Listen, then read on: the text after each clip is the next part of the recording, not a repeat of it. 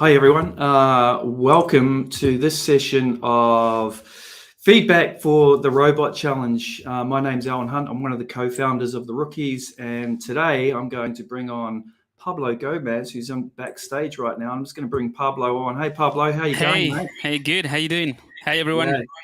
Hey, it's been a busy couple of months for you. Tell us what you've been up to, mate. Just the usual, just working non-stop in different things, but it's all good. It's all good. And you were doing some work for Adobe Max, right? Yeah, so I was at the Adobe Max. I did a breakout session, one of the workshops in there. I also created a few resources for it, so a couple of materials actually that I just posted live. And yeah, it's been busy with like different things happening at the same time, but it's all very informative. And yeah, I think it went really well. Yeah, awesome. And I was just going to say, Pablo, in terms of some of the content that you were doing with Adobe and stuff, I noticed that you did you did a little robot challenge, like a little robot character, right? Yeah, Was for the YouTube stuff. Is that right? so I've done a few different things with robots, just because that's kind of like what I like doing every now and again. It's something very different from what I usually do. So I do have a robot challenge, which is like a free workshop in the 3D Concept Artist. That's the website that I founded with my academy. So like if if you want to follow like the steps, it's in there. And I also did one for, like you said, for Adobe, and that's I think it's called the Global Creator Spotlight or something like that, where I show people how to create a little robot from scratch, as in how to render it and how to add materials. I provide the actual mesh of the robot, but it's more about like how to utilize the materials in Adobe Substance 3D Painter or 3D Stager. So yeah, it's this a fun little projects all about like this type of robots. Um, that I think are relevant to the challenge that you guys Yeah, are. exactly. And Yeah, that's the link to Pablo's website down the bottom there. So go check out his stuff. He does amazing work. I love your stuff, mate. I love your journey. You did a really great job with that Adobe Live YouTube. Just when you were talking about sort of your journey from Brazil and that sort of traditional yeah, foundational Colombia. skills and Yeah. sort of model making and that to where you are today, which is pretty amazing. Hmm. So for today, we're just going to go through some of the entries that have been submitted to the Robot Challenge. Hmm. Like I said in the actual chat, it's just going to be random, and we just really want to be able to give some high level feedback. It's not, we're not here to help any one specific entry to try and win. It's just kind of like trying to help people lift their standards overall. So what I'm going to do is I'm going to share my screen, and we can just jump onto the website and have a look at a few entries. I've selected out a few as well. Actually, before I do, oh yeah, I'll share screen now. So I'll just jump on. I'm just going to do that. And whoa. Let's just pull that back out of there. Sorry. So now we're on to the screen there, and I'm just in the actual robot challenge main page here. So what I just wanted to highlight here before we jump in is there's a couple of links in here for those people that haven't already started using some Substance applications, and you're a student, and you can right click on this link here or just click on this link, and what it shows you is it'll take you to this page, and for those people that don't know, Substance or Adobe Substance, the other week announced that it's free for students to be able to now download the Substance application. So you just add your details here, and essentially you get access to all these applications. Modeler, it's now out of beta after the announcement at Max the other week. So you can be able to start doing some modeling in that as well, which is really fun. I know you've been playing around with it a little bit too, Pablo, right? Yeah, it's fantastic. It's like a super intuitive way of sculpting, slightly different from what I used to as well, but it's fantastic. Yeah, awesome. Yeah, so download the apps, start having a bit of a play with it. The other area that I wanted to take you to was, if you haven't used any of the Substance applications before, then this tutorial page here, and I can post it in the chat as well, is a really good resource for being able to start your sort of learning journey with the Substance applications. And if you're a complete novice, then you've got your different filters here that will filter based on your experience. They've just released the first steps for Modeler. These are really good. I went through them the other day. Fantastic. Just shows you, how to use Modeler both in VR and on your desktop. They're quick. They're very easy to use and very easy to watch. There's some sample files there for you to download as well and be able to import into Modeler, which is really useful just to be able to see, or have a starting point with a model. I think this van is one of them, or the car, or whatever it is. So have a look on there. Again, I'm just in this main tutorial page, and I just looked at did a search for Modeler. Outside of that, if you haven't started yet, I was just doing a quick search yesterday for some resources online. There's loads of YouTube tutorials about creating robots, and so have a look online. Like I said, Pablo did one for Adobe, the YouTube Live channel a couple of weeks ago. Again, you can access that. I think there is, I believe we did, where is it? Training and support, watch this video, tutorial. So there's a bunch of links. Yeah, here's Pablo. Here's your one here, mate. How to create a quirky robot. So we've got those short videos in here for Pablo's little character as well. So just trying to help you get started. And hopefully there's some really resources there. Yep. So let's jump back into the actual entries that have been submitted so far, and there's been some fantastic ones. I'm really loving some of the ideas, and it's great to see people actually asking some of the the original concept artists about using their artwork. I think this one here, for example, if we scroll down, this is great. You can see that they've asked the artist whether it's fine, and they've given approval, which is great, which is really important, isn't it, Pablo, if you're actually sourcing somebody else's artwork? So I think for this type of challenges as well, it's good to have like a reference point. If you don't feel confident enough to like create your own sketch or your own concept, it's absolutely fine, and it's a great way of like learning as well if you reach to another artist. I personally prefer to create my concepts and try to work from like what I imagine something to be, like a robot. But I've done that in the past as well. When I was learning, I just like take someone else's artwork, ask for permission and just recreate it. And that's a great way of learning as well, because you try to also mimic a specific style, which is, I think, really good. Yeah, no, that's a great point. Let's just start. Pablo, pick one out, man. I've got a few links on the side, but I'm like, we said it's random, so let's make it random. Like, go for it, dude. Which one takes your eye, or which one would you want to start with first? Let's see. Well, I'm intrigued by the let's click on that one. Just click on anything, and then we'll start with that. Here. Let's have a look here. So let's just start. And this person, let's just have a look who it is, and it's Mangal from Singapore. Let's just scroll down, have a look. So we've already got, if I scroll right down to the bottom, and we can see if there's some pretty nice stuff here, actually. Like, let's go down. So one thing that is missing that we really love to see is like where the original idea came from. So if you've got some sort of mood board, or some imagery of like concepts that you've really have taken inspiration from, then it's really good to be able to post that and show us like where the original starting point was. I was gonna say, on that topic, I think it's one of the really cool things about viewing the final design is to see how it evolved and when you started, and how you like the thought process that you put into like transforming an original idea into like this 3D concept.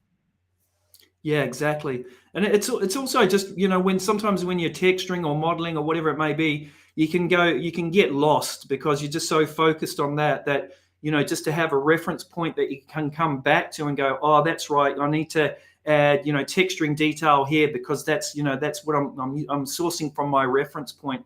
Sometimes if you don't have that, you can just start adding details for the sake of it. Yeah. So Yeah, I'm just having a look at some high res images here, Pablo. I'm So just going to.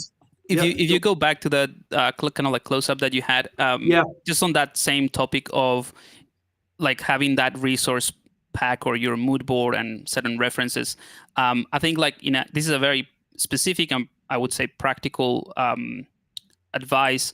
Is if you look at the white metal or the metal with white paint around the neck, um, that that part shows a very clear use of a generator in 3D Painter, for instance, where you would target the edges or the cavities, and then you get this result. But which is fantastic, right? But then thinking about how that would actually affect the design, or like if you think about the functionality of this robot, how it work, or if it is a robot for like fighting or whatever, just Yep. think about where the scratches and where the peeling of that paint would actually happen. So there's certain areas where it would be kind of hard to reach for like to peel that paint, whereas in certain areas that is like closer to, let's say, that piston or that area on the neck, that will potentially hit that area, it will be there will be more scratches in there. So, and those are things that it comes with experience as well, and developing that sort of like keen eye to find these specific things. But if you have a good set of references with similar things, you can pinpoint those very specific details and try to apply them into the robot, into your concept. And I think the more of these things that you do, the more you start thinking about the functionality of the design, and whether or not certain things, like in this case these scratch edges, happen or not. And that it's all about the subtleties. So I think that that's an important thing to keep an eye on. Yeah, it's a great point. I think, a lot, and I'm sure you see it as well, Pablo, when people are using like substance and you've got those, automatic sort of mask generators and stuff like Hmm. that. It's easy just to be able to drag and drop them onto some of these base materials and get this, this same sort of look. And it's Hmm. a great starting point because it saves a lot of time, like back in the old day when we used to have to hand paint those types of masks. But that's what it is. It's really a starting point. So to your point, Pablo, yeah, like you said, man, is just make sure that it makes sense about why there is this edge wear there, and it's just not covering everything. So this is what the additional 10%. This is a good starting point. Right. But just to like when you're starting to fine tune things, and there is some really nice details going on, and color variation and specular breakup and stuff like that, and even the decals, some really nice stuff happening there. But yeah, just when you're getting to that last bit, just make sure that it all makes sense of why you're adding those details. Super important. Yep, for sure. And also Um, like think from as as you go through these images, think about like in real life. If you just take an object in real life and just look at it, how certain things affect, or like how the shape of that object affects certain things. For instance, those top pads that you have in the robot, that's probably an area that I would, in the edges at the top, it would accumulate some dust. So if you're gonna add dust or like some dirt and use a generator in Substance 3D Painter, maybe just check that there are, those areas are targeted, whereas other ones are not. yeah, And just think about like, yeah, gravity, that sort of thing.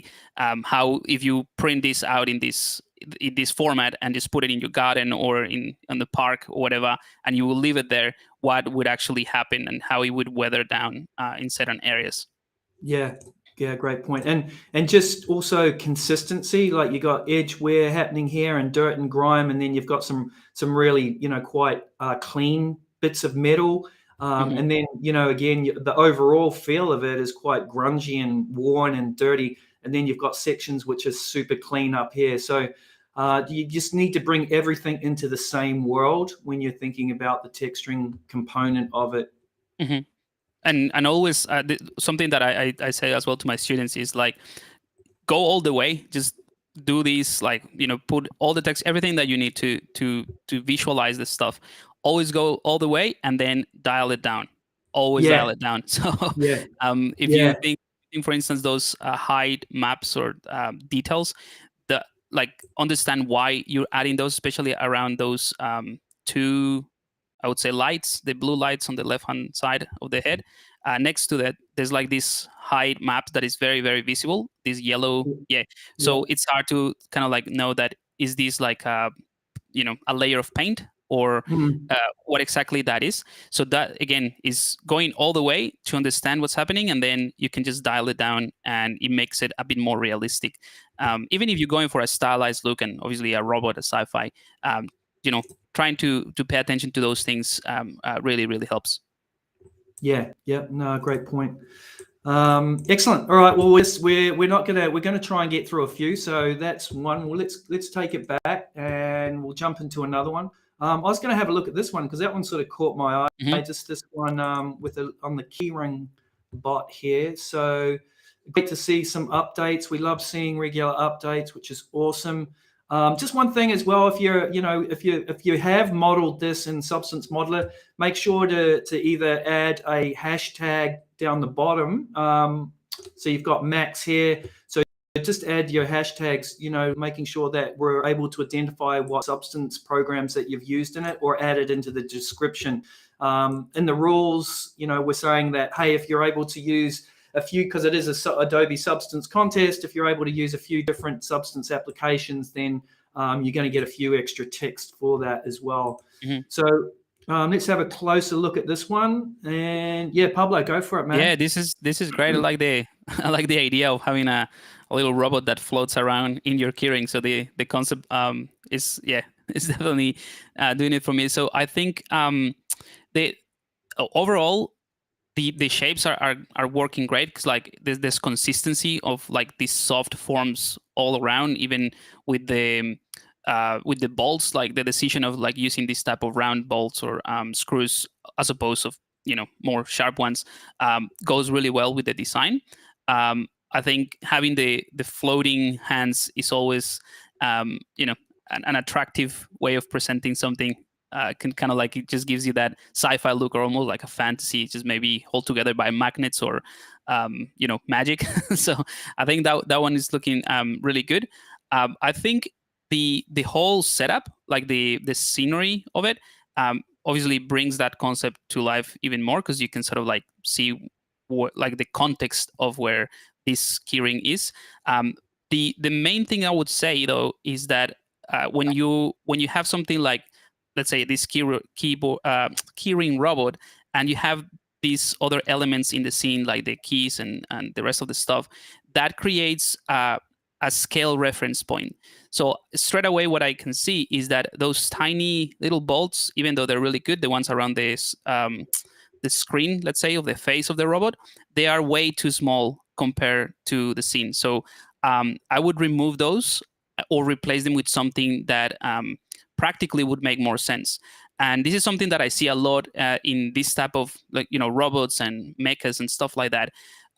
If you think about the manufacturing process, if this was a real thing, making 3 types or 4 types of different bolts for just one object, it will take a long time, and it will be a very it will cost a lot. So when it comes to manufacturing, and if you think that this is something that will be manufactured, right, there's going to be probably one single size of bolts or attachments to it, so that it can be produced in mass. So these type of things are really good to also situate that concept in a scale.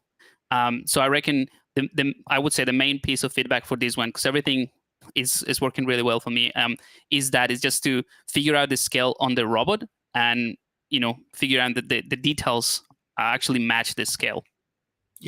Yeah, no, it's it's a good call. I personally, I think it's a really great starting point. I love just the sort of the composition of it, the bits and pieces that they've added. I think as they progress further with this, just going to have to be careful that the little robot character is still the main focus. Mm-hmm. We're going to have lots of shiny keys and bits and pieces down here, which could be a real could take your eye away from the actual central piece. So, and just even what that background looks like, it's easy enough to be able to drop something in Stager and have a nice background in there and give a bit of depth of field, maybe even pushing the robot character slightly forward so that it brings it into center of attention and the key slightly back. Just a slight readjustment of the positioning, just to make sure that it's the focus there.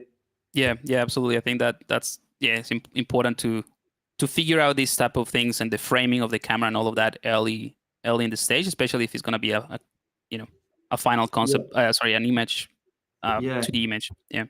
Yeah, awesome. Great start. Love it.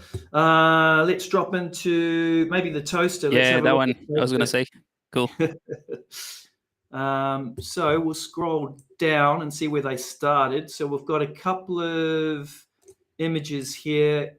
So not too much of a mood board, but it's a start, I guess. And we're moving to the next one. So they've already started modeling. So I guess the idea here is to what was the I think it's combine a few. Oh, here we go. A few appliances and. So it's combining a few. Yep.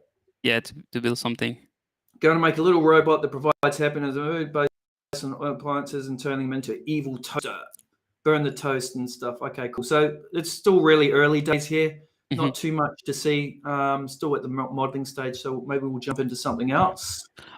Just on that note, on that one, the only thing I would say, because when you are collecting that many references, sometimes you get very different type of references. Just make sure that if you're going to start referencing different appliances to build the body and all of that, that there's a consistency in the line or in the stylization. So like the really rounded, polished toaster, it will clash with something that is like super harsh, like sharp edges in the body for like an oven. So yeah, just try to keep everything within the same line and same style. Yeah, great, cool. So we've got this little character, obviously doing a bit of mid-journey to get to some stuff. There's some cool concepts there. I like it. Yeah, that's cool. See where they ended up. So we'll keep going. Concept of going under my robot as Dottie, visualize a character. Okay, cool. So they're obviously just starting that sort of modeling phase as well.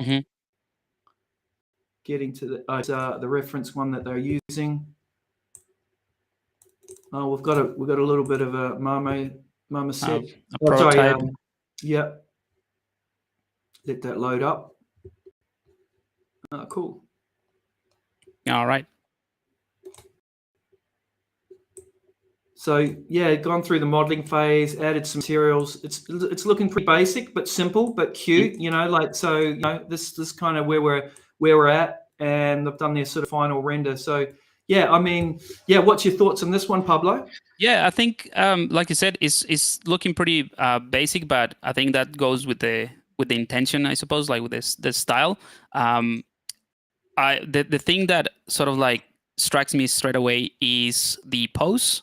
I feel like the pose needs a bit more work, especially shifting the weight of the character to make it a bit more comfortable, even though it's a robot.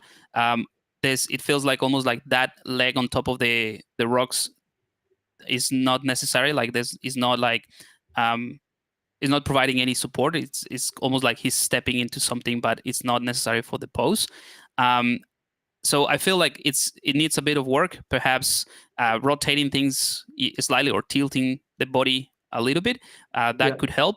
And I think in terms of like he has, just thinking about the narrative, right, and the story behind this character, the fact that he's holding a sign that says "Hi there," it sort of like makes it almost like not as a robot, if that makes sense. So maybe it would be interesting to have like some kind of screen or something a bit more high tech that he's holding, or maybe a hologram or something similar that says the "Hi there," and that way you put your character in more of that sort of like sci-fi context, if that's the intention. If not, by all means. But I think it's just those two things: the posing and the camera framing, as well as the "Hi there" sign for me. Yeah, I mean, great job to get it finished. I think you're right. I think a lot of the time, and maybe this is somebody that's new to 3D, so great job for getting an entry in. Like that's a great achievement.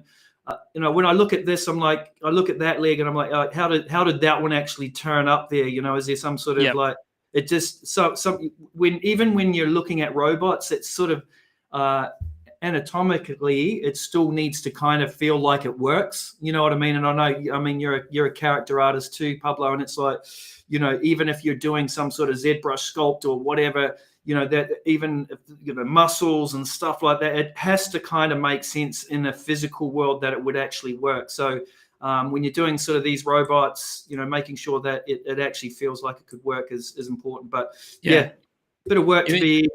Even the shoulder, you could replicate some functionality like that at the bottom. So like that shoulder looks like there's half spheres. You could do the same thing for the legs. And but yeah, like you said, great job. And I think it's a nice balance of details and colors and the composition. So yeah, great job. Cool. I had a couple that I was pinned out yesterday. I was just going to have a look at this one. Oh yeah, it was just even this one here. So I was just going to post that in here. There's one that looks rather complex. We'll do that now. Yeah, I'll sort of, you know, wait, because this is who's this one, Pablo? Do you know who this one is? No, but I know the character. The style? Yeah. So this is it was funny. The reason why I wanted to show this was because I mean, when you do, you know, 3D robots, Matt Dixon robots are everywhere, right? Because he's got, and they're super cute. But I love the comments. So this person has asked, "Hey, is it cool if I kind of use you?" And the guy's gone, "You're not alone. Many 3D artists have asked about this contest to use his artwork." So I had a bit of a laugh at that. That was kind of funny. Yeah, but awesome. looking forward. I mean, these are really super cute robots. So looking forward. And what's cool about this one as well is that there's a lot of room to play around with different like textures, which, you know, that's the fun part as well, using the 3D tools, you know, wood, paint, and metal. So that'll be cool. Yeah, absolutely. And it's just even, you know, like the sort of the wear and tear, you know, you can it's I mean the simplicity of some of these robots is what makes it beautiful. And then, you know, being able to just, you know, really complement it with nice textures where you're not overdoing it, you know, that's the kind of the trick to it all. But what was the other one I had? I think I had this one here. So yeah, let's go down to the bottom. Scroll down the bottom. That's a full-on scene. Yeah, so done a really great job of just pulling together some nice reference and then creating a bit of a mood board. And, you know, that's cool. You know, broken it down like, hey, here's the cuteness board. You know, really, I mean, these are big ticks in terms of just being able to really, and you know, I think, you know, explain, Pablo, like how important this is to you know, even when you're working in the industry, it's so important to spend time on collecting reference because, you know, to my point earlier on, this is where you'll always come back to, you know, even if you're working on a big character for, you know, for Transformers or whatever movie it may be, you know, you'll always have your base reference that you'll come back to. You know, super important to be organized even at these early stages.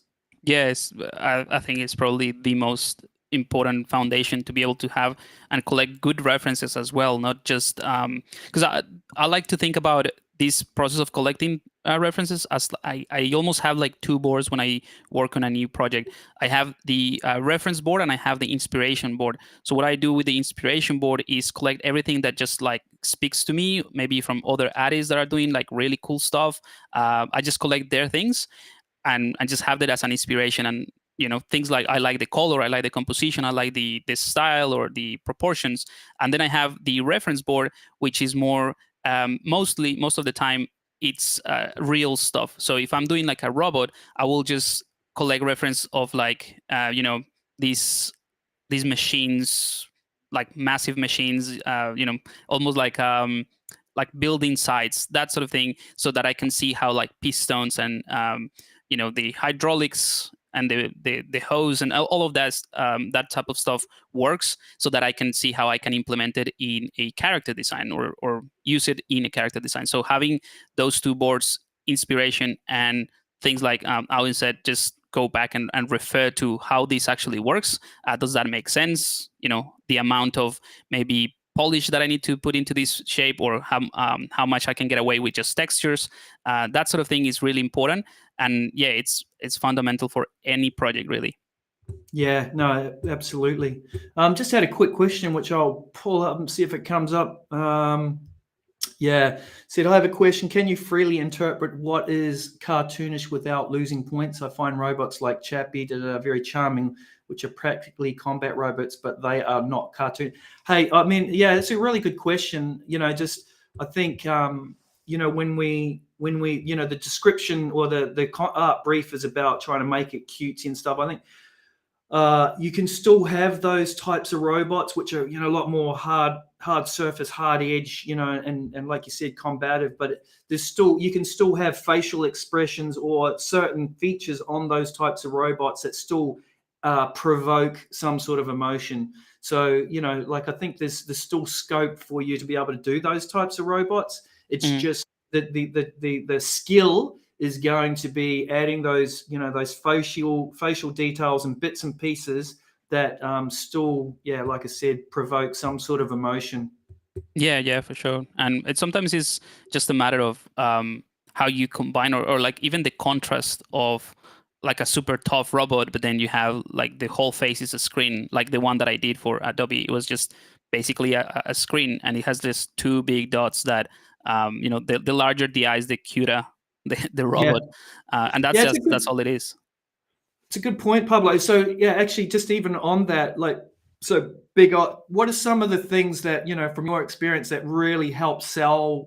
Making something cute. Is it eyebrow expressions? Is it big? What are some of the key features there? You mentioned big eyes. Is there anything else? Yeah, I would say more than the specifics of the big eyes, I would say proportions in general. So I would say just proportions, concentrate on the balance of like how one part of the body is compared to the next one, or that sort of thing. So like babies, they have like big heads. So if you have like a character, like in this case this one, you have big head and then big eyes, that automatically puts you into that sort of like cute space.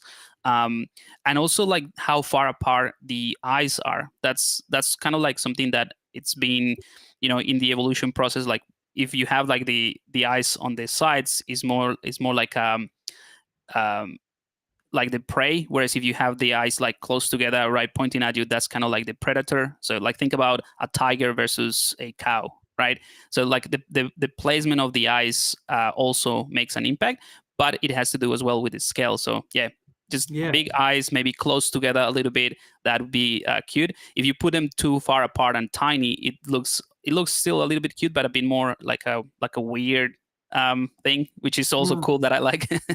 Yeah, and I think sometimes just asymmetry as well, right? So Yeah.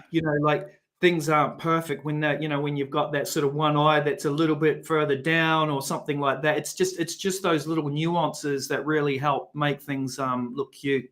Yeah, for sure. But in general, I think just proportion is the key. Yeah. So we're there. Oh, so it's robot challenge. Cool. So let's go back. Yeah, just to finish up on that one, I think that was a fantastic start. Got some great reference, and Hmm. even you can see how organized they are, even in the modeling side of things. Pick one out, Pablo. Let's go for that one on the far right, the third one, the one with the kind of like forest on the right This hand one here. side. Oh, this one here. Yeah, that one, All right, let's have a because look. that one has like two robots. Oh, Yeah, that's got two robots. So we'll scroll all the way down to the bottom, and got some little animation there as well. We can play that, see what it looks like. Not too sure. Oh yeah, it's playing.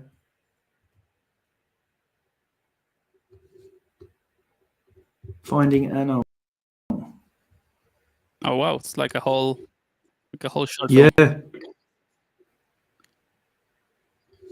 Oh, I think it's blocking it out. Yeah, very nice. So even looking at this robot, you can see the big eyes, Hmm. proportions. How does it feel proportionally, Pablo? Yeah, it feels like it's a cute robot. I think it might be a little bit generic, as in, this is the type of robot that you would think about, like just a cute robot. It has, and I'm also guilty of doing the same thing. So I'm not saying that it's a bad thing. I'm just saying it would be, the big eyes with the lights coming from it, the very short or small or narrow arms, and then the big forearms and that sort of thing. It's a really cool look, but maybe just find something that would make it more attractive, like a more unique character. Which I think in this case, the let's say the pink one feels more unique. It has more of a point of difference, and I would remember that character a bit more, just because of the just, and it could be just that, it could be just a texture thing, just to make it stand out a little bit more. Yeah, absolutely. Yeah, no, yeah, it's just trying to make it a little bit more original, right? And I can see there's a bit of a glow on the throat there, which is kind of different. Yeah, maybe it's just a couple of additional pieces to it, or maybe something. Yeah, or like you said, is playing around with the asymmetry. So maybe for whatever reason, think about the backstory. So why is this character offering this flower to this other robot? Maybe it's a mechanical flower or something. Maybe he doesn't have one of those ear pieces, and that could be the flower itself. Or It's even kind of just like the antenna, which is crooked or something, right. just something, just even a smaller one, which is, droopy, that you could animate as it's, like as almost an emotional tool that you could use while animating, right? Yeah, exactly. But yeah, like, it looks really cool. And I like the simplicity of it. I would say also, like, in the final render, or the one that you have there with the background, also think about the posing as well. So I think it works as it is, just to present the characters. But yeah, maybe like tilting the head a little bit, maybe rotating certain things, just to add to the emotion of the moment. Yeah, and good call. Yeah, just even a bit of the grounding. It feels like that one's sort of floating a little bit on the ground. Maybe the balloon material, few bits and pieces. But it's a really good start.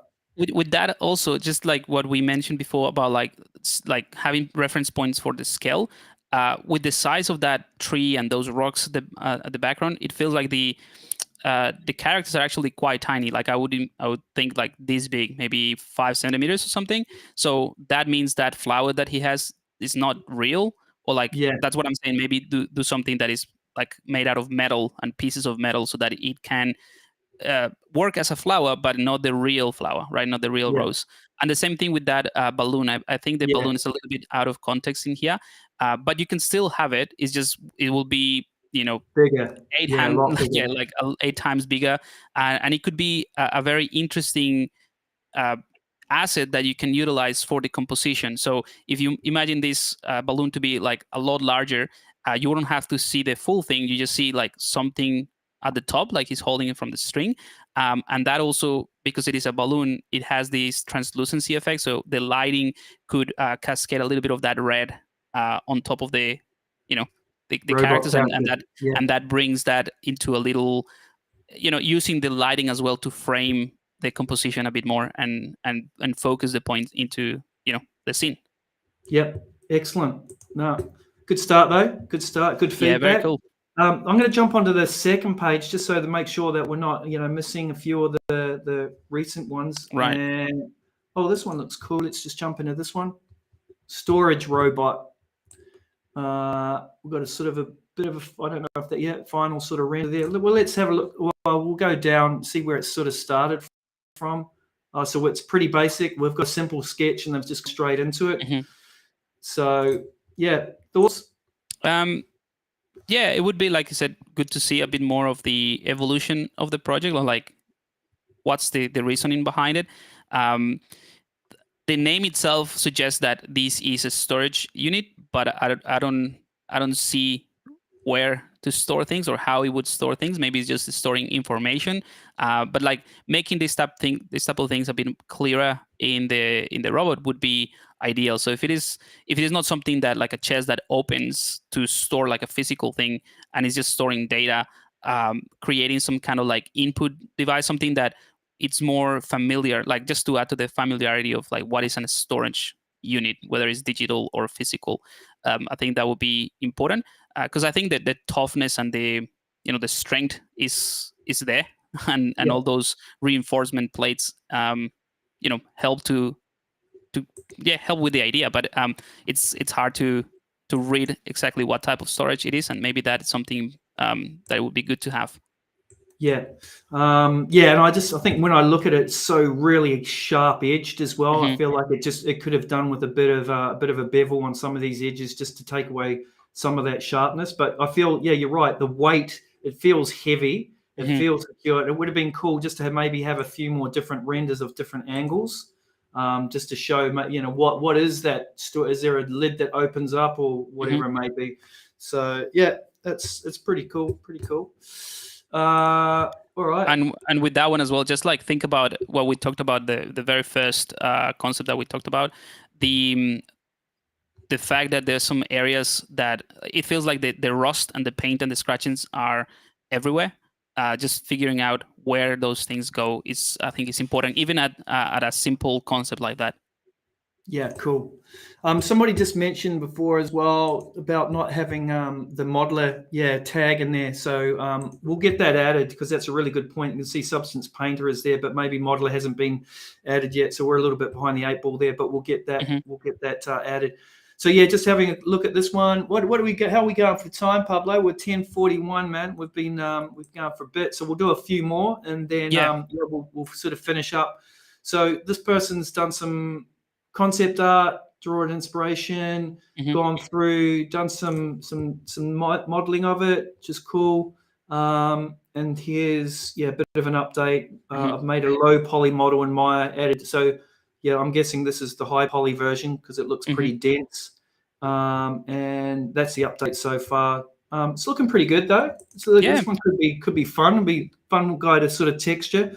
I think the sort of the long droopy arms are quite endearing. Hmm. Yeah, I think it Before, has a bit of a toy feeling yeah, to like a 3D printed vinyl toy. So that's cool. yeah, and they've been pretty true to their original sketch, which is nice to see. So Hmm. yeah, I think it's off to a really good start. Looking forward to seeing this one actually get some textures and materials on it, which is Yeah, cool. great. What do we got? Maybe this one, Joyful Stroll. Let's have a look here. Bring it down, all the way down. So we've got some some Yep. artwork, some concepts, some inspiration. They've done a little concept piece, which is cool. Yeah, that's Some really great. nice. It's cool to see that there's some of the references are actually from that from those robots that I have in the 3D concept artist. So Oh I know yeah, those. Yeah, I can see some of the second one from the top. That blue and yellow is from one of the students as well. this one Um, here. Now the one on the left, so at Oh, the this one top, yeah, here. that one, Yeah, yeah, yeah, because it has like that single lens in the front as well, and that's a telling sign what it yeah. is. And I know Eddie because Yeah, yeah, yeah, that's Paul Braddock. yeah. Yeah. Um, He's cool, but yeah, no, I love some. I mean, just even like looking at some of these are fantastic. You know what I Hmm. mean? They just the droopy head, the droopy. That it's just like I think the pose has definitely got a lot to do with it as well. You know what Yeah, I mean? It's absolutely. like to your point before, that one standing on a rock. It's just how do you make it like feel like it's actually standing on the rock, and there's Hmm. that weight and that sort of that burden. But yeah, these are really cool. I just love some of these robots. Yeah, Um, yeah. It's pose for me. It's always like the pose and the proportions that does it. So yeah, got some cool stuff going on. So we're doing a bit of an overlay here so we can see the progress. I have got some mechanics going on inside the leg, which is great to see. Yep. Love how people use the various widgets to be able to showcase the work. That's awesome. Yeah, just building this guy out. There we look. Oh, that's cool. It's Hmm. looking good. Looking good. Yeah, pretty cool. I think the fact that you're putting thought into like how it moves and the limitations of it, that's really gonna you know provide the edge. Yep. And then it's got a bit of the pose with some different lighting setups. Yep. I think this is like the the pose on this one and the lighting. I think is spot on for this type of character. I wouldn't go like too heavy on the textures or anything like that. It's just like keep it clean and keep it simple. Yeah, Maybe simple, a right? bit of dust. Yeah, Yeah. So it goes with the design as well and the cleanness of the shapes as well. yeah. And yeah, Yeah. I think what was the title? Joyful Robot or something like that. And Joyful walk or yeah, something. Yeah. and just angle the head, head's looking up, big Yeah. swinging arms. It's, I would even say like the right arm could like the one at the that one could be a bit more away from the body just to help with that out this that way. line a Yeah, bit more like yeah, so it feels more joyful walk. yeah. I thought the same with the leg. Maybe just have a slight bend in it, so that like just so you've got just breaking up those straight Hmm. lines. I think some like to your point, just having it a little bit further out, just so that it's a real nice big swing. Yeah, that's right. But yeah, looking pretty good. Cool. Oh, then just again, perfect, a perfect example of referencing back to the original concept Yeah, and making sure you can see you've got that big stride happening, which is great. awesome.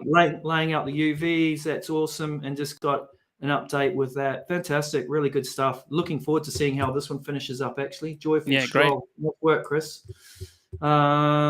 We'll do one more, and I'll let you pick it, Pablo. Let's go for that big wheel at the bottom.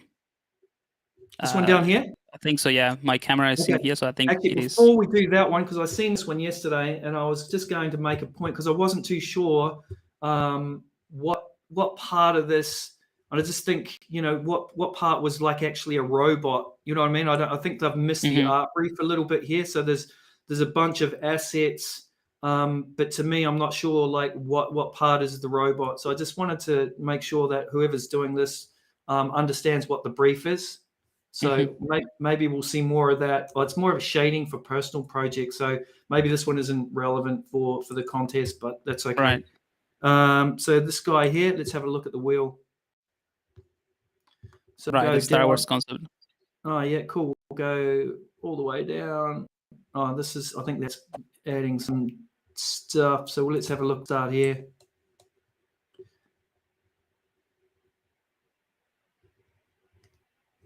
So we've got the modeling, got some shading, and then got some final lighting. Yeah, we'll go to the top and have a look at. Great to see the thought process. It's awesome.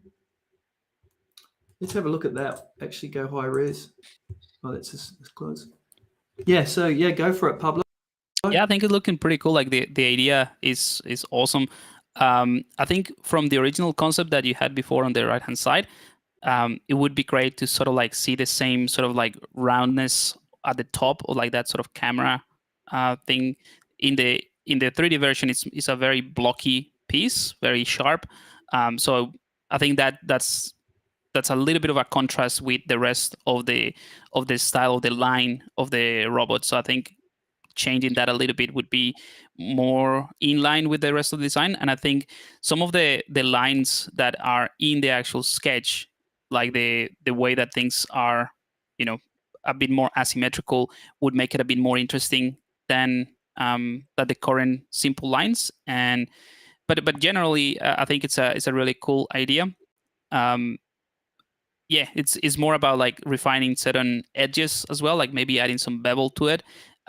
Maybe those poles holding the head and the wheel. I can kind of see the faceted polygons at the top around the corners or around around there. So like keeping an eye on those like little things for the final would definitely help. Yeah, it's a good point. I think also if we go back to this piece here, I'll do the joint one because it's good. So I think what stands out to me, everything that you said, Pablo, I actually like the not so hard edges. It's but yeah, Hmm. you're right. It's a bit blocky there. Proportionally, it's sticking out a lot more than what this one is. I saw also the sort of the top shell here is a lot thinner and Hmm. not as bulky, and it feels like that when you look at this one, this is almost as big as kind of this, and Yep. proportionally, it feels almost a bit overpowering. And it would be nice to get some. I don't know whether it would be nice to put some lights in there just to mimic, the facial stuff. Because at the Hmm. moment, I'm you sort of, what part of this is going to be showing the emotional side of things. Yep. And yeah, I think just the concept was looking promising. Just missed it a little bit on that final render, on the final sort of piece. And I think with a bit of work, it could have, and even just some of these details like this, these cameras on the side are missing. Yeah. It just like it would have been. I really like the rubber tread. I think that kind of works really kind of nicely. It just would have been nice to have some of those additional pieces that are in the original concept there. Yeah, and the general asymmetry, right? Like that I think that's what I like about the concept as well, like the different elements of the asymmetry, not just in the objects but in the texture as well. Because in the 3D version, you can even see the line right in the middle that kind of like mirrors the textures as well. Yeah, awesome. Good stuff. All right, man. I think we can possibly call this, and I'll stop sharing, and then if you want to say a few last words, Pablo, that we can. Yeah, awesome. No, I think the context is great. It's definitely showing a lot of different options and skill levels, which is great to see, like everyone's journey.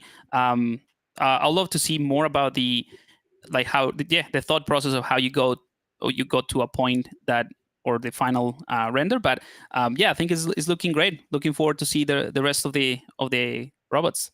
Yeah, wicked. Thanks so much for jumping on. I was just going to show this comment.